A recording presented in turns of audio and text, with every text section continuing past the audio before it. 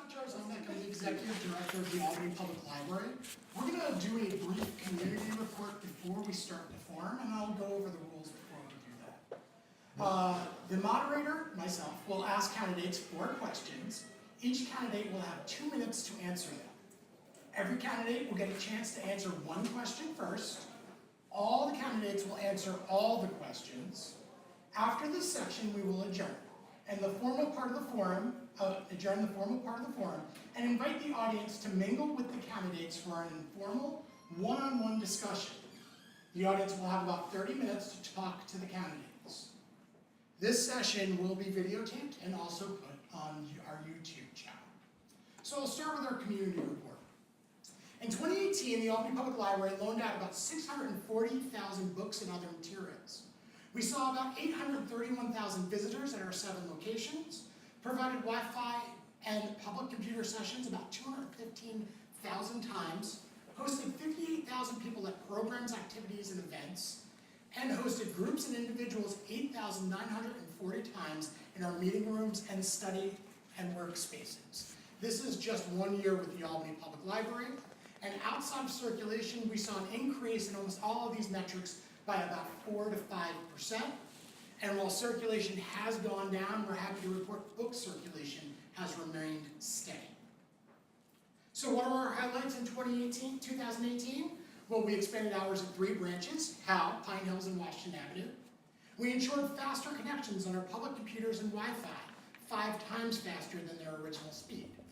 We secured about $500,000 in alternative revenue sources. We saw a 94% patron satisfaction rating in our survey about library services, programs, and materials. Our Growing Readers Early Literacy Program was named CDPHP's Workforce Challenge Charity of Choice and awarded about a $20,000 grant. We're in the middle and doing very well of a strategic plan, which is driving many of our decisions, which is focused on community, programs, services, collection, staffing, facilities, and budget. And APL was named by the Times Union as one of the Capital Region's top workplaces. 2018 was about being fiscally responsible. At the end of last year, the library secured a commitment for annual payments in lieu of taxes. These payments will help us reduce reliance on our fund balance contributions to our operating budget. In 2019, APL will receive more than $400,000 in pilot payments through the City of Albany's Industrial Development Agency. Pilots will now be a regular source of revenue for our annual budgets. APL also has shared service agreements with community partners that generate revenue every year. First is CDTA. Sale of Navigator passes at branches generate revenue and increases the number of people coming through our door. Albany Community Action Partnership. They rent space in our Washington Avenue building for 3 Head Start classrooms on our 3rd floor. Albany Promise, which helped us study the impact of our summer reading program and how we can improve it. CDPHP Cycle, which rents space for storage and maintenance operation in its Washington Avenue building. Senior Services of Albany, which helps us do pop-up libraries and book deliveries to homebound seniors. And then the Albany Public Library Foundation, which has been instrumental in securing funding from the CDPHP Workforce Challenge, as well as other grants, and doing an annual appeal, which allow us to put on special programs for patrons. So what is the APL doing great in 2019? Well, first we went fine-free on January 1st. We eliminated fines on books, DVDs, CDs, and audiobooks. We waived all late fines on these types of items, and we did so to decrease barriers and increase access for patrons. The second thing that we're doing great in 2019 is we're providing Wi-Fi in city parks. We're partnering with the City of Albany to provide free Wi-Fi in 3 city parks starting this spring. Wi-Fi will be available at Washington Park Playhouse and Skate Park, Lincoln Park Pool, and Bleecker Swinburne Park Stadium. The goal is to help bridge the digital divide and expand library service outside our branches. And then also, we've renewed our commitment to the North Albany neighborhood. As part of our strategic plan goal to meet community needs, we are reaffirming our commitment to provide library service in the North Albany neighborhood. So, our proposed 2020 budget. On March 12th, the board unanimously approved the 2020 budget, which includes no tax levy increase. The 2020 operating budget is about $7.1 million. It's about the same as the previous year. Pilot payments are allowing us to use less of the fund balance next year and have no impact on your library taxes. Most budget lines are the same or very similar to this year. However, we've added about $30,000 to the book budget in response to patron requests. And also our payroll costs have gone a bit higher since our libraries are better used than they've been in many, many years. Again, because there is no tax levy increase, the 2020 budget will not be put to the voters. But there will be an election. There are 3 library trustee seats up for election on May 21st. The 4 candidates are listed in ballot order below: Lori Kohansky, Tom McCarthy, Sarah Dallas, and Arlene Webb. The library trustee election is the same day as the school district vote.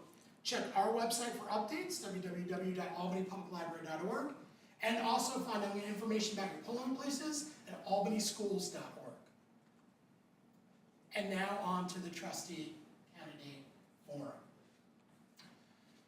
So Lori, you are the first question. Okay. And then we'll go in order down the table. Please share with us some information about yourself and why you're running for the Albany Public Library Board. I think you saw today there was some information about the candidates. Can you all hear me okay? All right. I love Albany libraries, so that started it. But one of the things I know about myself, so I've been reading a story and I thought it would be helpful to show. There are 3 things you can study a person by. I thought it was an interesting story. So one of them is how they react to a rainy day, lost luggage, you all heard this story before, and Christmas lights that are tangled up. And I noticed in myself how I react is I'm really ticked off at first, in all situations.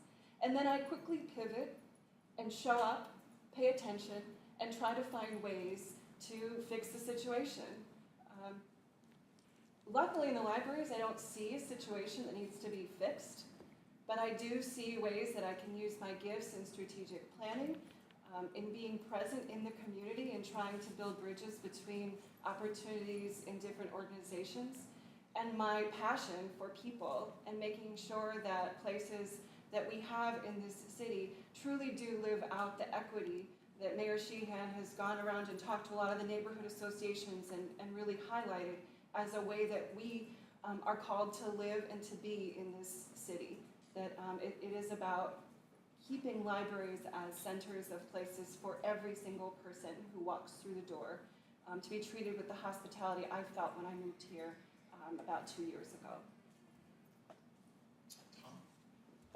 Well, hello everybody. Thank you for coming. Thank you to Scott and the staff and the board members who helped put this together. So I'm Tom McCarthy. I'm a lifelong resident of Albany and a graduate of Albany High School, go Falcons. I currently work for the New York State Assembly, and last year, 2018, I had the pleasure of working for the Assembly's Committee on Libraries. And I met librarians and administrators and advocates who just loved their libraries, and they were so passionate that it sparked my interest and inspired me to think about why I love my library and how I could contribute to its success. So here I am. And I'm running for the board because I want to give back to the library that I've been using for 24 years. And I believe in libraries as educators, as community hubs, as places of discovery. And I want to contribute my skills and my perspective that I've gained over going to school in Albany, living, working in Albany, and I hope to make a positive contribution to the board. Thank you. Sarah? Hi, I'm Sarah Dallas, and I want to thank you all for giving me the opportunity to answer the questions and meet with all of you. And this must be the most perfect day ever in Albany, and you're here, so thank you for that as well. I've lived in Albany for about 40 years. I raised my family in Albany. I have over the years, you can just see my progression as I got older, participated in both Westland Hills and National Little League Baseball, Little League, Albany Youth Soccer, Karate, and the PTA organizations in School 16. It'll always be School 16 to me. I know it has a new name. Livingston Middle School, Myers Middle School, and Albany High School. So that can give you an idea of how old my children are. I am currently the director of the Southern Adirondack Library System, and I work with libraries in Hamilton, Warren, Washington, and Saratoga counties. Yeah, I'm over the bridge. My day job is helping library staff and boards provide essential services to their communities because, as Andrew Carnegie and now Eric Kleinenberg have said, libraries are the palaces of the people. And I will add to that with some research that has shown that libraries strengthen communities. People trust and value libraries, and libraries are seen as neutral places in the community. Running for the board is not running the library for day to day. That's Scott and his excellent staff's responsibility. But a library trustee works as part of a team with other board members and the director to provide high-quality library services to the people who live and work in Albany. A library board is responsible for the mission statement, policies, fiduciary oversight, advocacy, and securing sustainable funding to provide library services. And I think that's something that I've been doing for a few years now. Thank you. Okay, my turn. My life's work has been centered around equity and access in education. And I see my work here with the Albany Public Library System as being an extension of that. I am currently a trustee with the library system. I serve as vice president for the Regents Advisory Council on libraries. I served for a time representing the library system with Upper Hudson Library System. I guess libraries are in my blood. The thing is with education and with the libraries, and I see the connect as being very deep, is that it is a great equalizer, you know, in our society for all people.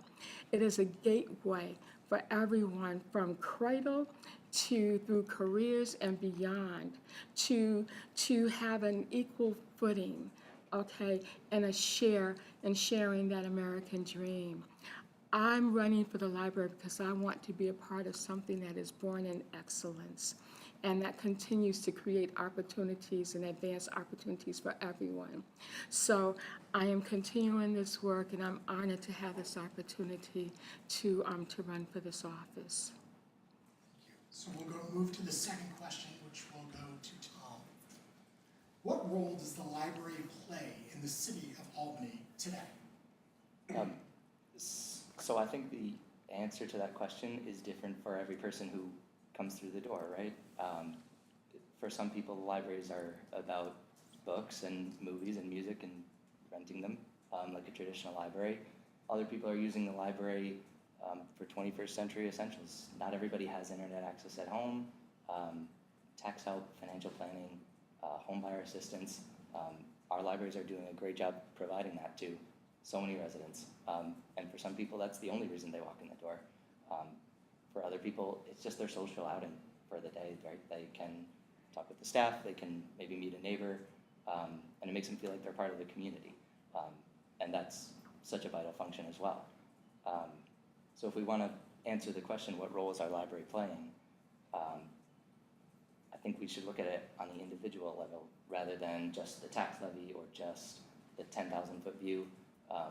Each person comes in for a reason, and as long as we listen to those people and respond to those people, our libraries will never be obsolete, and their role is different every day and for every person.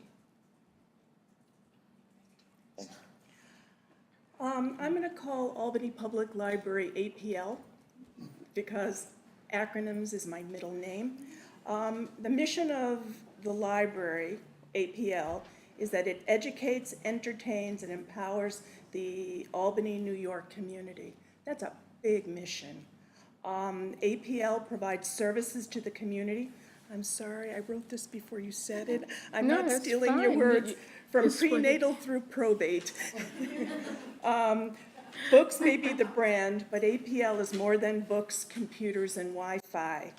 APL and the branches, and I'm going to also include something called the virtual branch, because that's access for some people who can't physically get to the library for whatever reason, is more than books, well, APL, I'm a little nervous, please forgive me. APL and branches, including the virtual branch, are places where Albany residents gather to explore, interact, and imagine. APL is a community builder. APL is a community center for all residents. APL is a cultural center for the people who live and work in Albany. APL supports lifelong learning. APL is the People's Palace and University. APL is a place for our children and young adults, a place for older adults, a place for everyone in the community. And APL is more than information. Excuse me, before our meeting starts, would you mind talking to the, Those are just for the recording. pardon me? Those are just for the recording. They won't amplify. Oh, they don't have it. So are you saying I should put on I should use my outside voice? Yes. Okay. Okay. The Albany Public Library System is an important economic driver for the city of Albany. It is that place where we have opportunities for entrepreneurs to develop businesses and business ideas. It is that space where people who don't have office can come and use the space for office space. It creates opportunity, it facilitates an educated and civil society within our city. And it is that meeting place. It's neutral territory for everybody. It's that place that creates opportunity for everyone without regard to age or class or current condition. I'm telling you, it offers that opportunity to chase that American dream that we talk about.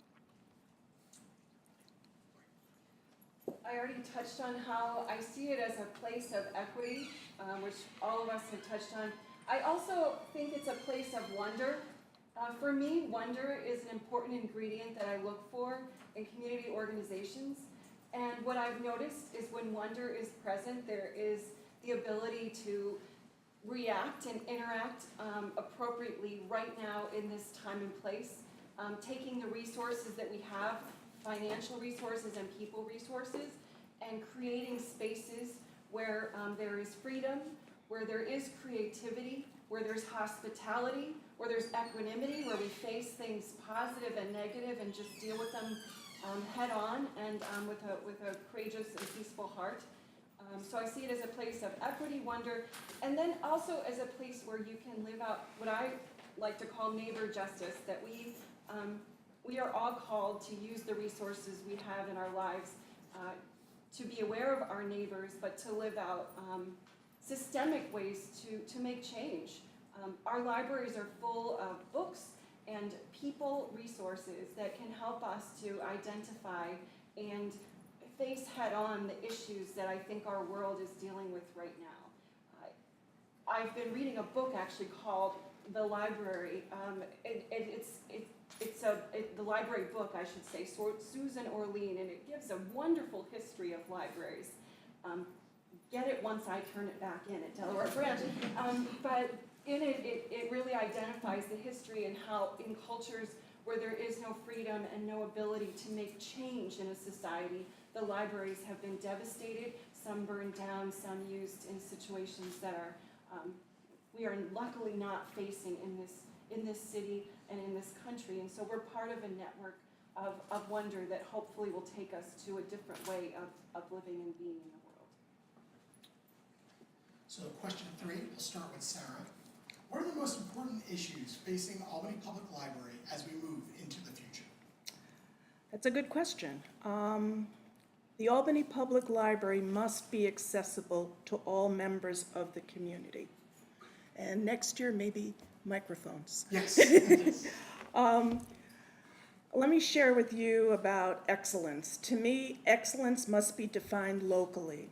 It is a result of providing library services that match community needs, interests, and priorities.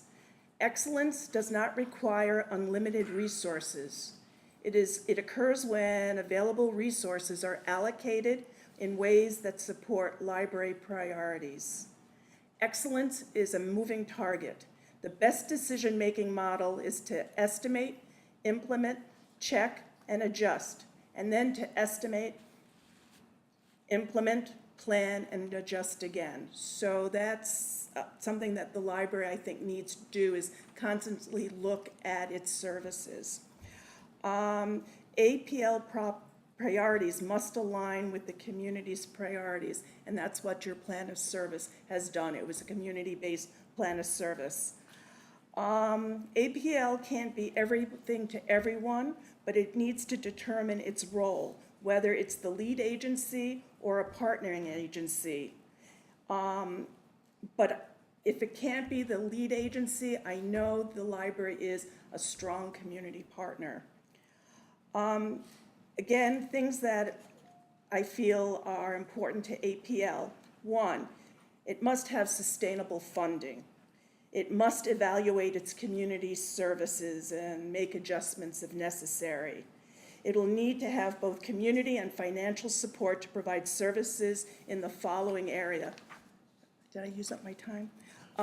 And for me, a very important part, maybe the most important resource the library has, is its staff.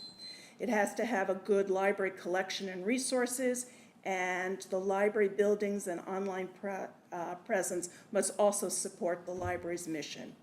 And the library also must have access to technology, broadband among other things, to fulfill the library's mission. That's a big plate. Thank you, Sarah. Okay. I would say that the most pressing and important issues facing the Albany Public Library as we move into the future is relevancy and capacity. When we consider the responsive and expanded services that's been delivered through the system, I think we could all agree that the City of Albany and the residents have been well served by the visionary leadership of the library system.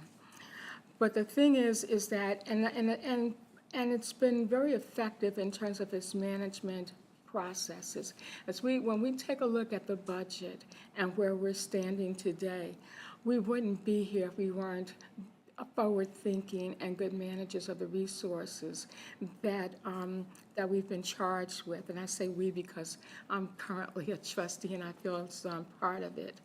But the reality is that shifts in federal support to libraries, shifts in political climate at the local level and at the state level could make all of that go away, could cause a lot of harm to the things that we've built to date. So I would say that the library, if we're not careful with the ever-changing demands and what it tries to do in terms of accommodating new interests and new requests for services, if we're not careful in terms of advocating for the library and protecting it, giving it the protection it needs, we could find ourselves in a situation where we'll have to scale back on services, where we will not be able to be responsive. And when I think about what has happened recently, when there were concerns at a couple of our branches for what was going on with our young people, and the response of the library was not necessarily to ban people, but to see what we could do to create a more enriched environment, to engage our young people, to engage our community, and to find ways to staff the library so that we could increase services. You can't do that if we're in jeopardy. For the third year, the libraries nationally are facing proposed cuts to budgets from the federal government. And in some instances, they're also receiving threats at the municipal level as well. We've done some things, we worked some magic, but we cannot continue to offer programs of excellence and be as responsive as we try to be without strong advocacy from the community and the people that we serve. Part of my training, I have a Master of Divinity from Yale Divinity School, and I've been a pastor for 20 years. And so I am well aware of looking at institutions, and one of the things that helps an institution is a strategic plan. And I've noted that the strategic plan is working. I mean, I think Scott's presentation showed us that, but it's not too soon to start. And I think that part of what the library faces now is to work toward what happens after that 2020, is that right, when this plan, because those kind of plans help us to look at the reality of who we are right now and how do we stay, as Arlene put it, relevant to the future. So it's really a helpful tool. It also allows our staff to be empowered to do the work. When we're working from a plan, it helps us all stay in our lane of what our responsibilities are. And so I think that as I look at the bigger picture, it's a matter of, as I would go in, I worked with a lot of congregations in transition, and I would go in, and part of it I would say, look, okay, you know, you think you know what you look like. We all want to look beautiful every day, but you look in the mirror and you realize you've got some lines that you didn't have the day before, and you deal with what you have to face the future. And so for me, that's where we are, is to continue to be really honest with ourselves and figure out what it will look like as we move forward. So 3 quick things. The first is funding. As a trustee, I think your foremost responsibility is fiduciary, and being a good steward of the public's money is so important. And for the reasons the other 3 candidates articulated, good financial management is so important to serving the people, keeping the staff happy, you know, being a good employer, being a good community member. Secondly, the 2020 census. You probably know from the news that the census is under threat from the federal government, and certain groups are being made to feel afraid to fill out the census. So it's going to be up to trusted community institutions like libraries to bring those people in, assure them that their information is safe, that the census isn't a threat to them.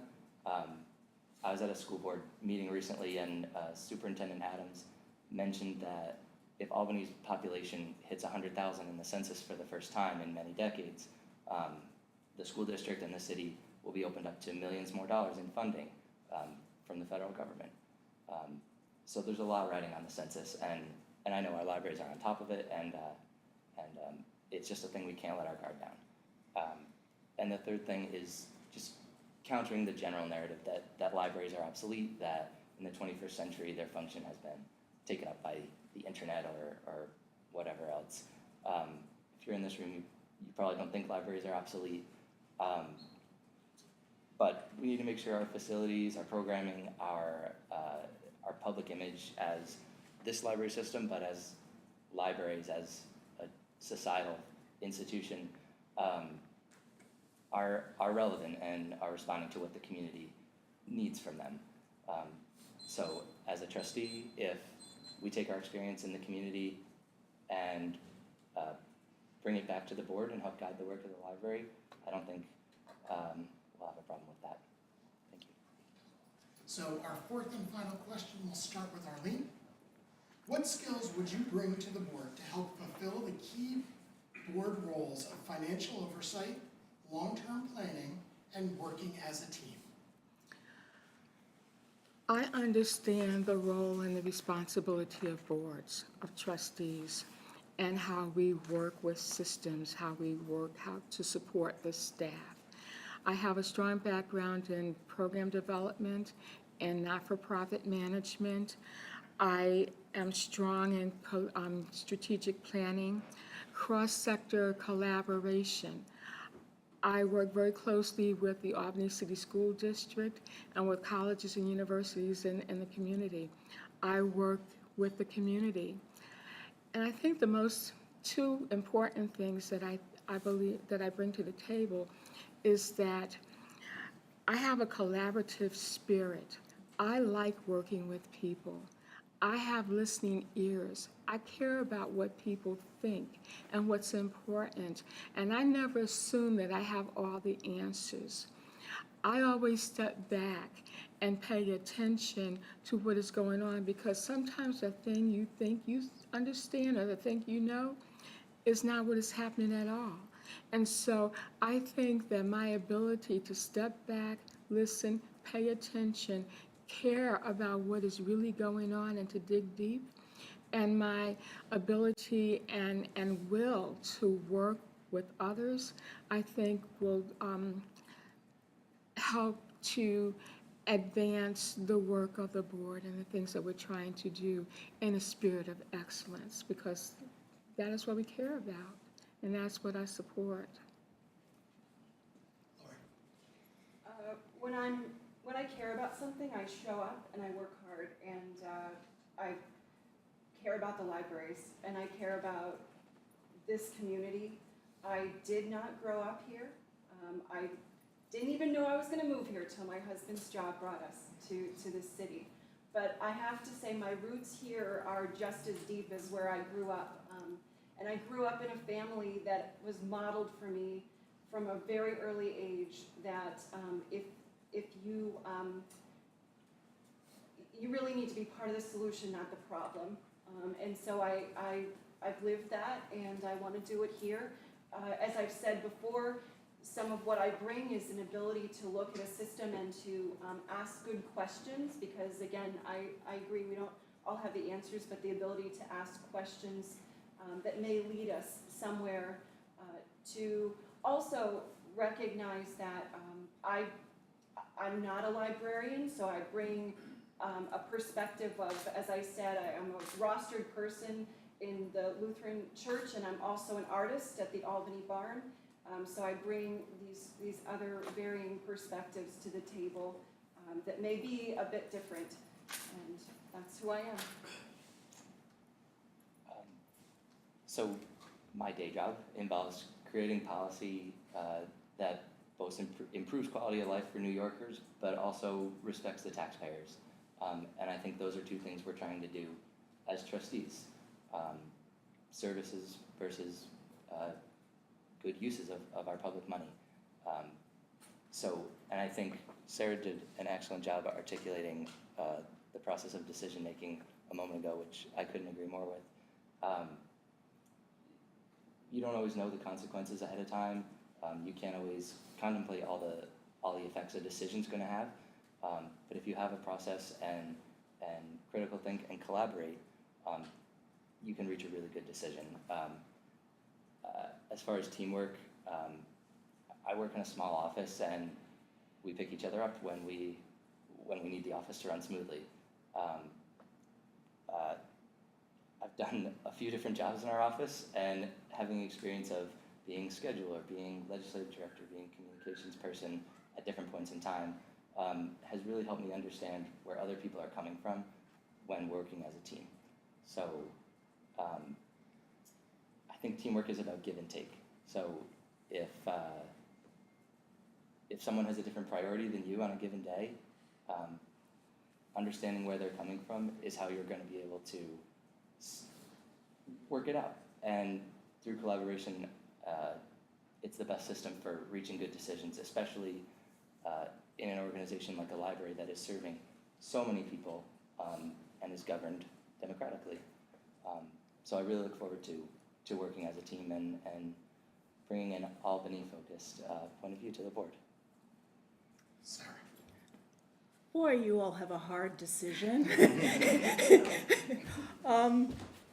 Yeah, okay, so what skills do I bring to the board? Consensus building. I've been a member or chair of many committees, and I'm also a director of a library consortium with 34 autonomous public libraries. And coming to decisions are always interesting, but you need to have that. I'm fully aware of the role of the trustee versus a library employee. I have presented workshops and programs regarding the important and unique role of library trustees. I oversee a budget that is comprised of public and private funds, and I'm fully aware of the laws and regulation and GASB and all that wonderful stuff. I know budgets need to be transparent, especially when it's with public money.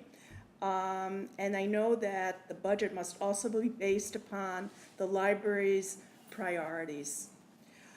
I'm involved with and have facilitated library community-based planning and participated in planning in libraries and not-for-profit agencies. I serve in leadership positions in the American Library Association. I am a counselor at large on ALA Council. I'm also the chair of the ALA Committee on Professional Ethics, and I'm also an incoming member of it's called COL, it's acronyms again, but it has to do with Washington legislation for libraries. I also am involved as the Intellectual Freedom Chair in the New York Library Association, and I fully understand the duties and responsibilities and the advocacy efforts of an informed board member, and I also know that you need to do your homework before the meeting. I advocate loudly for library funding locally, statewide, and nationally. I've been seen in the Rayburn Building in DC, and I understand the role of the public library in an urban setting. And I'm fortunate to see in my positions nationwide trends and the future of library services through all of my dovetailing organizational memberships. Again, this portion of the program will give you 30 minutes to mix and mingle with the trustee candidates. Thank you.